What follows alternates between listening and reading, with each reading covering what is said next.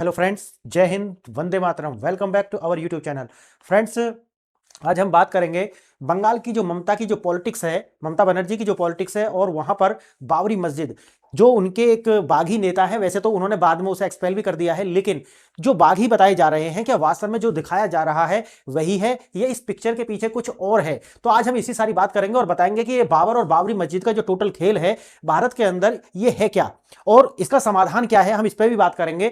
लेकिन ये जो बाबरी मानसिकता है, बाबरी था कौन और बाबर कौन था, और बाबर को जो मानने वाले हैं उनकी मानसिकता क्या है, आज मैं इसी पर चर्चा करने वाला हूं। आइए देखते हैं। आपने देखा होगा कि बंगाल में अभी एक टीएमसी के विधायक थे, जो पहले विधायक थे, लेकिन बता रहे हैं कि अभी उन्हें निकाल दिया गया है।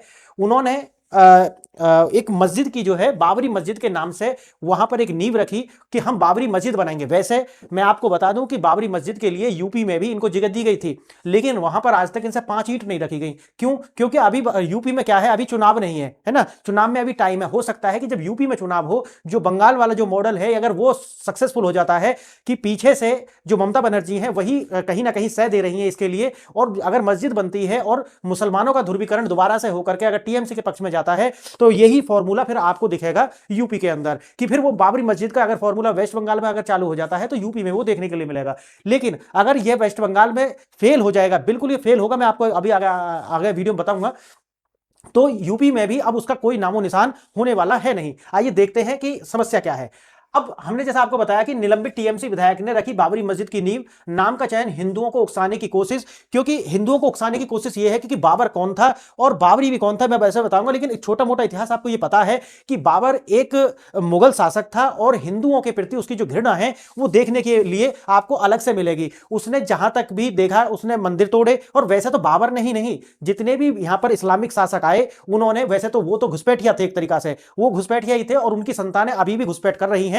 ये सारे के सारे उसी मेंटलिटी से आते हैं। अब बाबर का जैसे ही नाम आएगा तो आपको दूसरी जो तस्वीर है वो उभर के आएगी, हिंदू नरसंहारों की, हिंदुओं के नरमुंडों की, मंदिर विध्वंसकों की, ये आपके मन में आएगा। अब जैसे ही बाबरी की नींव रखी जाएगी तो उसमें क्या होगा कि जो मुसलमान है उसका तो अपीजमेंट हो जाएगा। उसे लगेगा, क्योंकि समझ इतनी है नहीं, उसे लगेगा कि नहीं भाई, ये व्यक्ति जो है ये हमारा असली नाम, हमें असली से रिप्रेजेंटेशन दे सकता है, तो वोट इसे दीजिए।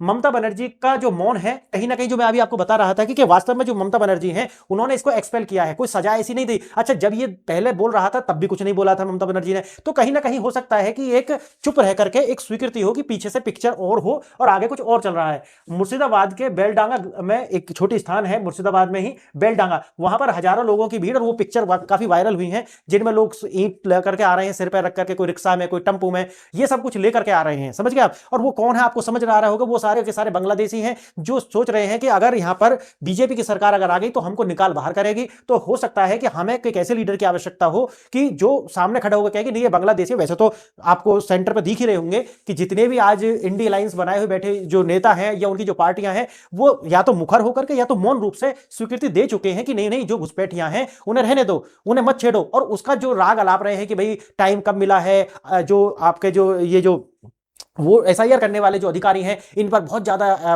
प्रेशर आ रहा है अलग अलग तरीका से, लेकिन कहीं ना कहीं मौन सपोर्ट ये है इस बात के लिए कि भाई मत करो इसे।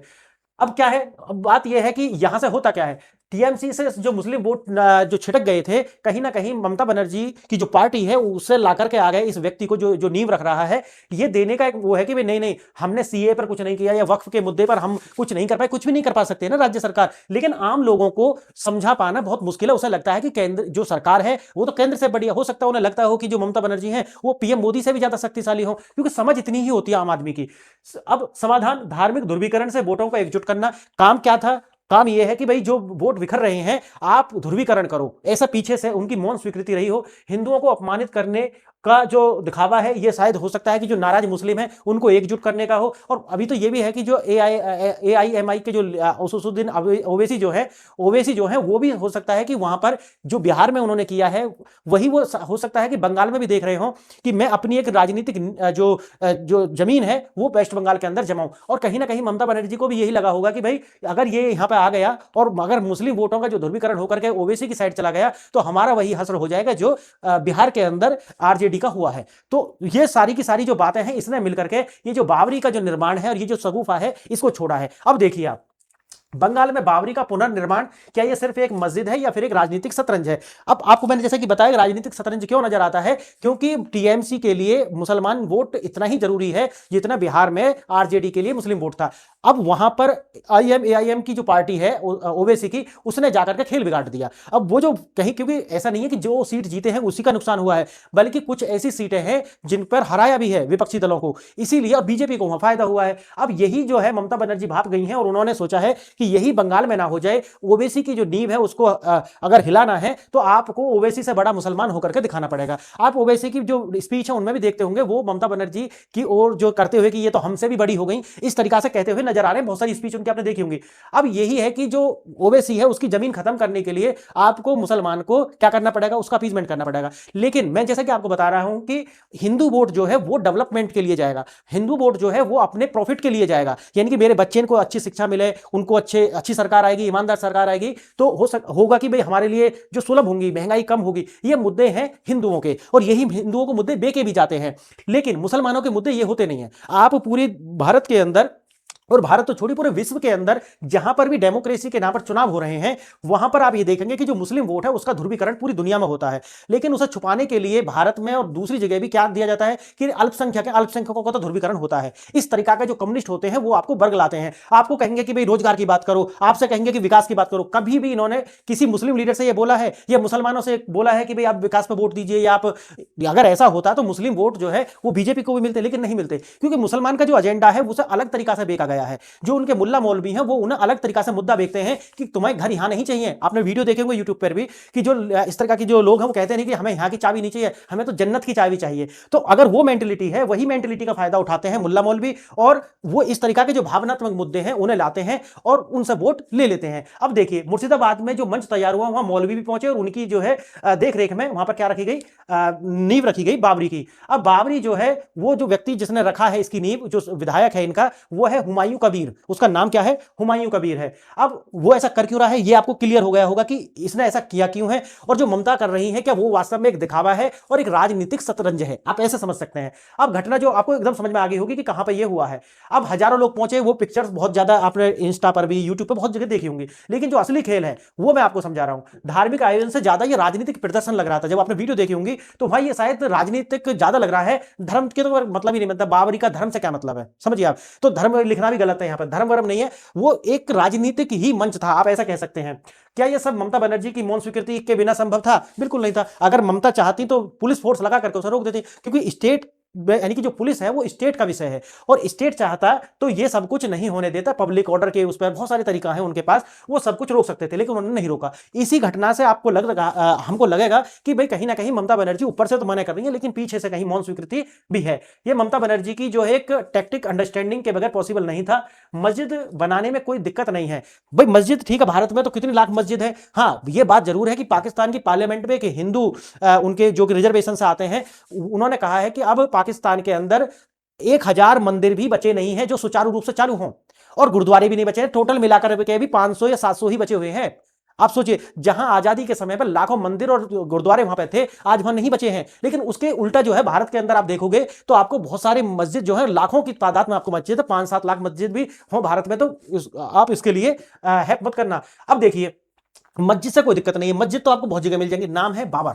अब जैसे मैंने आपको पीछे बताया कि जैसे ही बाबर का नाम आएगा तो हिंदू की जो एक चेतना है, हिंदू की जो चेतना है उसके अंदर ये बैठा हुआ है। उसने जो पीढ़ियों से जो सहा है इन बर्बर आतंकियों के नाम पर, जो यहां पर ये इस्लामिक आक्रांता आए, इन्होंने जिस तरह के नरमुंडों की जो यहां पर बड़ी बड़ी एक वो बनाई है, पहाड़ी बनाई है, उनके ये एक अचीवमेंट होती थी कि किसने कितने नरमुंडों की पहाड़ी बनाई है। तो अगर ये जो हमारे अंतस मन में जो बैठा हुआ है, जैसे ही नाम बाबर का आएगा, तुरंत जो हिंदू है, जो जागा हुआ हिंदू भी है, वो थोड़ा सा डर जाएगा। वो कहेगा कि ये तो वही मान सकता है जो बाबर की है, क्योंकि जिसको हम फॉलो करते हैं इसीलिए करते हैं क्योंकि उसकी और हमारी विचारधारा सेम है। बाबर को मानने वाले की विचारधारा कोई जैन मुनीन की विचारधारा नहीं होगी, बाबर की ही विचारधारा होगी। समझ गए ना आप? भाई बाबर को कोई फॉलो क्यों करेगा? बाबर तो एक बर्बर था, आतंकी था, समझ गए, और घुसपैठिया था भारत में, जिसने इतना अत्याचार किया यहाँ पे। अब क्या है कि विश्लेषण के अनुसार असली मुद्दा मस्जिद नहीं है, बल्कि उसका नाम है। यह नाम हिंदुओं को यह बताने के लिए चुना गया कि तुम्हारा कोई है, मतलब कहीं ना कहीं एक संदेश दे रहे हैं कि भाई ठीक है, हम तुम्हें चैलेंज कर रहे हैं, लेकिन उसका जो बैकफायर है बहुत तेजी से हुआ, क्योंकि अगले ही उसी दिन जो है 6 दिसंबर में ही क्या था, शौर्य दिवस भी था। इसके एकदम उल्टे में हिंदुओं ने वहां शौर्य दिवस जिस तरीका से मनाया उसकी भी पिक्चर आपने देखी होंगी, तो बैकफायर तो करेगा, क्योंकि अब वो टाइम चला गया कि जब तुम्हारे जो इंफॉर्मेशन के जो चैनल्स थे वहां से तुम्हें तो पता चल जाता था क्या हो रहा है, लेकिन हिंदू जो थे वो बिना इंफॉर्मेशन के ही अपनी जीवन जी रहे थे। लेकिन इंटरनेट के आने से अब उनके पास वो सारी बातें पहुंच रही हैं जो आप बंद कमरों में बताते थे, आज हिंदुओं के पास वो चीजें इंटरनेट के द्वारा पहुंच रही है। तो आपकी असलियत खुल गई है, इसीलिए अब आप ही नहीं एकत्रित होंगे, आप ही नहीं जानते कि एक साथ कैसे वोट करना है, लेकिन अब हिंदू भी उसी रास्ते पर आगे बढ़ गया है। यह है आपकी जो समस्या है। अब जो विपक्ष के जो दल हैं, जिसको इंडिया अलायंस हो या फिर कोई भी तरीका के अलायंस बनाकर बैठे हो, धीरे धीरे आप देखेंगे या तो वो समाप्त हो जाएंगे या तो वो बदल जाएंगे। बदल कैसे जाएंगे? या तो वो बीजेपी से भी बड़े हिंदूवादी होने की कोशिश करेंगे,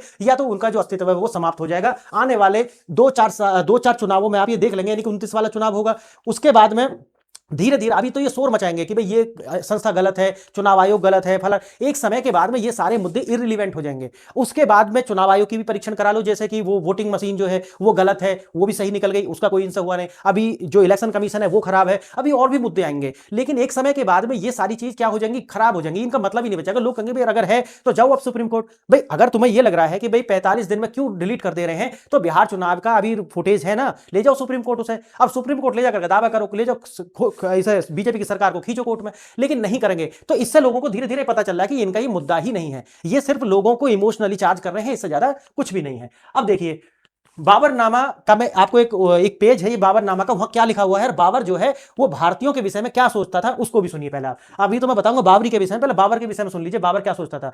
बाबर का जो बाबरनामा है, जो उसकी एक आत्मकथा है, उसमें उसने क्या लिखा है, वो कहता है कि हिंदुस्तान के बारे में बाबर ने लिखा कि हिंदुस्तान के लोगों के शरीर से बदबू आती है। क्या लिखा उसने अपने बाबरनामा में? हिंदुस्तान के लोगों के शरीर से बदबू आती है और यह नरक से भी घटिया जगह है। समझ गए आप? ये व्यक्ति जो बाबर है, जो आक्रांता है, हमारे देश भारत के विषय में ये सोचता है। आइए अब इसके फॉलोवर क्या सोचेंगे? फॉलोवर भी यही सोचेंगे, वो यहीं रहेंगे और यहीं से घृणा करेंगे। यही दिक्कत है। अंतिम इच्छा, जब उसकी अंतिम इच्छा जो थी वो क्या थी सुनिए। उसने लिखा था जब मैं मरूं तो मेरी लाश को यहां मत दफनाना। बाबर को भारत में दफनाया ही नहीं गया और उसको गाजी की उपाधि दी गई। गाजी की उपाधि। अब गाजी की आप देखोगे, गाजी है कौन? गाजी वो है जो इस्लाम के नाम पर और इस्लाम को ना मानने वाले, यानी कि अल्लाह को ना मानने वालों के जो नहीं मानेगा, अगर वो उसको साफ कर दे, यानी कि उसकी जीवन लीला समाप्त कर दे, तो वही व्यक्ति गाजी बनता है। अब समझिए आप, तो गाजी की उपाधि उसने ली थी। इसका मतलब है कि जो नॉन बिलीवर्स थे, जो काफिर थे, उनको उसने साफ किया, इसलिए वो गाजी बन गया। आइए आगे। जिस बाबर ने हिंदुस्तान से इतनी घृणा की, यहां के कन्वर्टेड जो मुसलमान हैं, भाई मुसलमान तो सारे कन्वर्टेड हैं, जितने भी एशिया के अंदर मुसलमान हैं। मैं कहता हूं कि एशिया के अंदर, भारत तो छोड़िए, पाकिस्तान हो, बांग्लादेश हो, चाहे भारत हो, यहां के जितने मुसलमान हैं, चाहे तो वो फिर इंडोनेशिया के मुसलमान हो, कहीं के भी मुसलमान हो, वो सारे कन्वर्टेड हैं। क्योंकि मुसलमान जहां से उत्पत्ति हुई है वो सऊदी अरब और उस एरिया में, यानी कि अरब के एरिया में, अरब भी जो है वो दोनों सेम नहीं है, अरबी भी सारे मुसलमान सेम नहीं है। इसलिए तो ये सारे के सारे जो मुसलमान है ये कन्वर्टेड है। समझ गए? तो जो नया नया मुल्ला है वो प्याज खा करके ज्यादा चिल्लाता है, बस यही कहानी है और कुछ नहीं है। तो असली खेल क्या है? ममता बनर्जी की राजनीतिक मजबूरी है, और मजबूरी क्या है वो मैंने आपको भी समझा दी है कि AIMIM के जो नेता हैं ओवैसी, वो कहीं आकर के बंगाल के जो मुसलमान हैं उनको ध्रुवीकरण अपनी पार्टी की ओर ना कर लें कि नहीं, अगर ऐसा होता है तो TMC का जो भविष्य है वो खत्म हो जाएगा। इसीलिए, और उनके लिए आसान है, याद रखना, मुसलमान जब तक वोट TMC को करेगा, जब तक वो अपनी सीट जीतने में या अपनी उन सीटों को जिताने में कामयाब नहीं हो जाता। अगर जिस दिन वो ये कामयाब हो गया कि अपने बूते बिना हिंदुओं के सहयोग के, क्योंकि हिंदू जो सेकुलर हिंदू हैं उनके बिना सहयोग के किसी भी मुस्लिम सांसद विधायक को जिता देगा, तब तक वो वोट करेगा। इन तरीका की जो हमारी तथाकथित जो सेकुलर पार्टी है उनके लिए, जिस दिन उसे लगेगा कि नहीं अब हमें इनकी जरूरत नहीं है, उस दिन इस सेकुलर पार्टियों की छत्रछाया से बाहर हो जाएगा और वो वोट करेगा अपने ओवैसी को या उस जैसे किसी भी नेता को और उसी दल को। याद रखना है इसको। और ये ऐसा नहीं कि ये नहीं जानती, ये पार्टी भी जानती है, लेकिन इनके शॉर्ट गोल हैं, छोटे छोटे।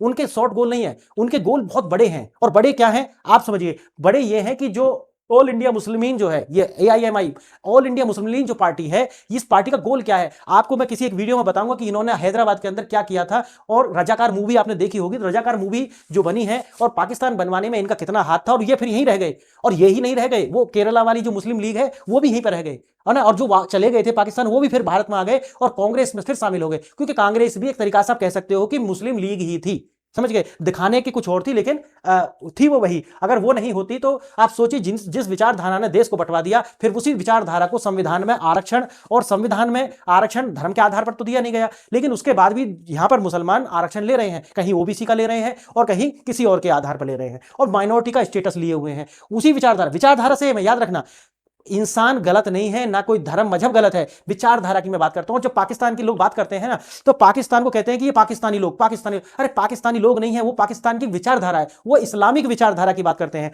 अगर आप ये कहते हैं पाकिस्तानी लोग, तो जो पाकिस्तानी लोगों की मानसिकता है उसी मानसिकता के लोग भी भारत में भी हैं, याद रखना इसको। तो हम ये कह करके एक जो कैंसिल कल्चर है ना हमारे यहाँ कि हम अच्छा दिखेंगे, तो ये बीमारी हमारे नेताओं में भी, और हमारे जो लोग हैं बड़े बड़े, चाहे वो मूवी बनाते हो, चाहे एक्टर हो, एक्ट्रेस हो, या फिर ये लीडर हो, ये जो जितने भी बड़े लोग हैं उनमें ये बड़ी बीमारी है। हमें अच्छा बन के दिखना है, अच्छे लोग दिखो, यानी कि अच्छे कैंसिल, अगर तुम गले से बोलोगे तो सामने वाला आपसे मिलने से मना करेगा। तो कैंसिल कल्चर से बचने की वजह से वो अपनी पूरी सभ्यता को ही दांव पे लगा देते हैं, अपने शॉर्ट टर्म के जो गोल और शॉर्ट टर्म के प्रॉफिट के लिए पूरी सभ्यता को दांव पे लगा देते हैं। ये समस्या है। अब देखिए, वादों से यू टर्न की एक लंबी फहरिस्त है। जो मैंने आपको बताया कि भाई ममता जी ने जो है सीए लागू होने से कहा था कि मैं जान दे दूंगी, नहीं दी, उसके बाद वक्फ में लागू नहीं करूंगी, कुछ नहीं हुआ। तो देखा मुसलमान ने कि भाई ये कह तो रही हैं लेकिन ये कर नहीं पा रही हैं। अगर नहीं कर पा रही तो धीरे धीरे जो मुस्लिम वोट है वो उनसे छिटक जाएगा, और छिटक करके जाएगा कहां, वो ओबीसी के पास जाएगा, क्योंकि ओबीसी का जो उद्देश्य है वो यही है कि जहां जहां ये संख्या में आएंगे और जो सेकुलर पार्टी हैं, अगर जैसे मैंने अभी आपको बताया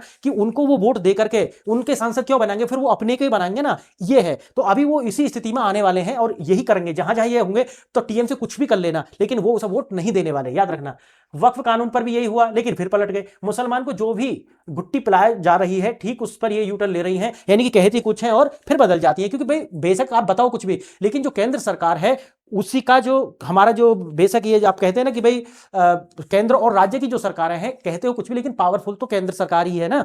राज्य का बेशक स्टेट लिस्ट हो, कंकरेंट लिस्ट हो और सेंटर का लिस्ट हो, लेकिन तीनों पर कानून बना सकती है संसद। तो संसद जो है वो सर्वोच्च है। अब समझ गए आप? तो संसद जो है, बेशक राज्य की सरकार कुछ भी कहती हो, लेकिन जो असली पावर है वो संसद के पास है, और संसद का जो नेता है वो कौन है? प्रधानमंत्री है। तो प्रधानमंत्री को बेशक कहती हो कि हम ये नहीं करेंगे, वो करना पड़ेगा, करना ही पड़ेगा आपको, समझ गए? इस तरीका के प्रावधान संविधान में 356 भी है और 360। इस तरह 356 जो है वो वही है कि नहीं मानोगे तो हम तुम्हें देख लेंगे।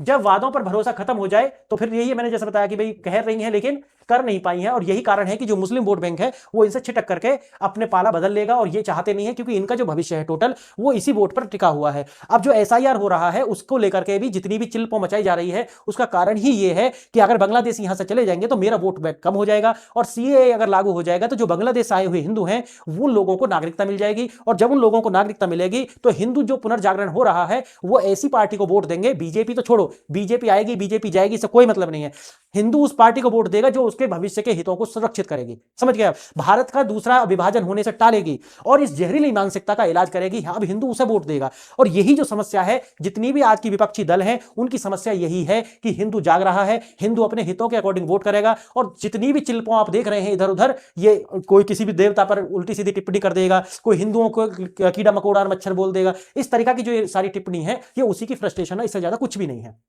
अब देखिए, हाथ गंदे किए बिना ध्रुवीकरण की राजनीति, अगर ये जो हुमायूं कबीर जो सामने लाया गया है उसका मतलब ये है कि वो खुद सामने नहीं आना चाहती, क्योंकि अगर वो सामने आएंगी तो फिर हिंदू वोट का ध्रुवीकरण इतना ज्यादा कंसोलिडेट हो जाएगा कि हो सकता है कि 90% सीट बीजेपी जीत जाए। समझ गए आप? तो इसीलिए वो सीधा नहीं, बल्कि कान को सीधा नहीं पकड़ रहे, हाथ घुमा करके पकड़ रहे हैं, काम वहीं से हो रहा है और कुछ नहीं है। बस यही है कि निलंबित कर दिया है, चुनाव हो जाएगा, वो दोबारा आ जाएगा। पुलिस को मूक दर्शक बनकर पुलिस कुछ नहीं कर पाई ना, लॉ एंड ऑर्डर के नाम पर भी कुछ नहीं कर पाई।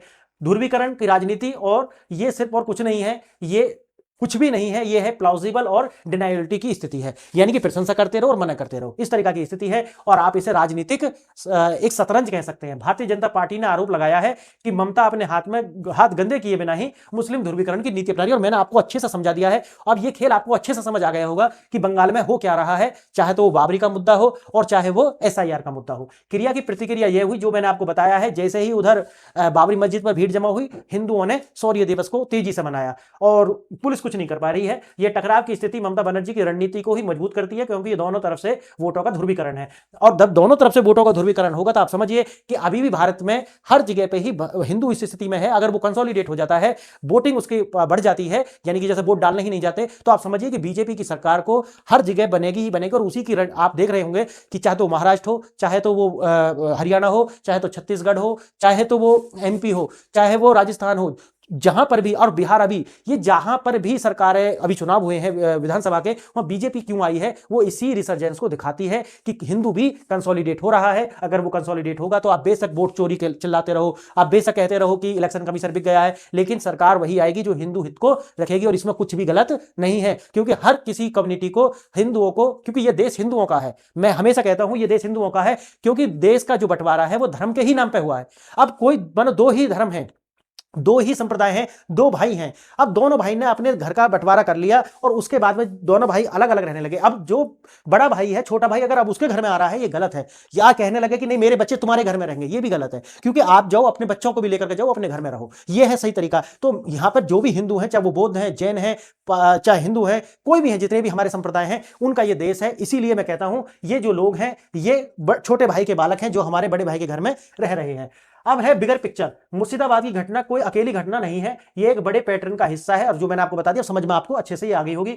और ये प्रयोगशाला है, और प्रयोगशाला क्या है, जो मैंने शुरू में बताया कि अगर वेस्ट बंगाल में अगर ये सक्सेसफुल होता है तो आप इसे पूरे भारत और खासकर यूपी में होता देखेंगे। हो सकता है कि ये भारत में भी लागू होता दिखे, कि जहां जहां ये घेटू बने हुए हैं, घेटू समझते हैं ना, मुसलमानों की जो बस्तियां हैं, वहां पर ये बाबरी मस्जिद आपको बनती दिखाई पड़ेंगी, वहीं ईंट रखने लगेगी जहां पर चुनाव होगा। तो ये प्रयोगशाला है। अब आप ये देखिए कि सवाल मस्जिद का नहीं है, बंगाल के भविष्य का है और हिंदुओं के भविष्य का है। अब याद रखिए, और यह मस्जिद बनेगी या नहीं बनेगी, यह मुद्दा ही नहीं है। मुद्दा इस बात का है कि जो हमारी राजनीति है और जो आज विपक्ष की राजनीति आप देख रहे हो, ये किस मोड़ पर जा रही है। क्योंकि जिनके लिए ये लड़ रहे हैं वो इनके वोट देंगे नहीं ना, क्यों? क्योंकि वो एक समय का इंतजार कर रहे हैं, और जिनका ये पंगा ले रहे हैं वो बहुसंख्यक हैं, वो इन्हें धीरे धीरे समझ रहे हैं, तो वो इन्हें वोट नहीं देंगे। तो इनका जो राजनीतिक भविष्य है वो इन्हें अच्छे से दिख रहा है। इसीलिए ये सारी जो झटपटाहट है, चाहे वो समाजवादी पार्टी की हो, मैं एक वीडियो लेकर के आऊंगा जहां पर दिए जलाने के लिए तमिलनाडु में जो मुरुगन देवता है, उनके वहां पर एक दिया जलाने के लिए 101 सांसदों ने सिग्नेचर करके वहां के जिस जज ने ये वर्डिक्ट दिया था उसको हटाने की मांग करती। आप सोचिए, ये लोग कहते हैं कि संवैधानिक संस्थाओं का आदर करो, इनसे आप उम्मीद करोगे